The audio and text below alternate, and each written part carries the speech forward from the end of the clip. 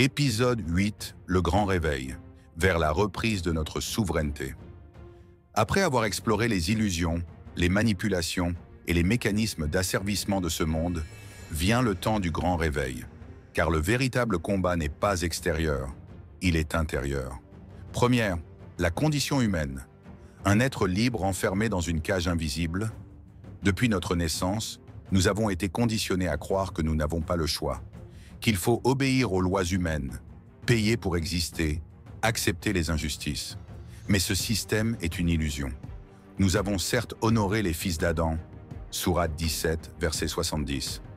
2. Comprendre les chaînes invisibles, le travail, l'argent, les frontières, les dettes, les lois injustes. Tous ces éléments ne sont que des outils de contrôle, conçus pour nous éloigner de notre véritable nature. Troisième, la souveraineté vient du Créateur, pas des hommes.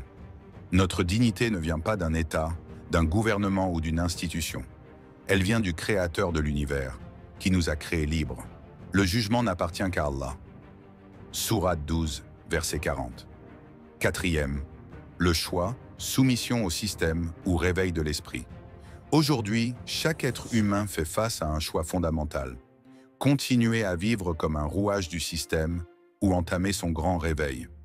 Cinquième, comment se libérer? La libération commence par la connaissance et la remise en question. Étape 1. Reprendre le contrôle de son esprit.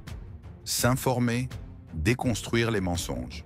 Deuxième, retrouver son autonomie économique, alimentaire, intellectuelle.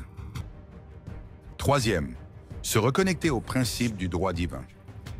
Quatrième, s'unir avec ceux qui refusent la servitude. Allah ne modifie point l'état d'un peuple tant qu'il ne modifie pas ce qui est en eux-mêmes. Sourate 13, verset 11, 6. Un nouveau monde à construire. Ce grand réveil n'est pas un simple rejet du système.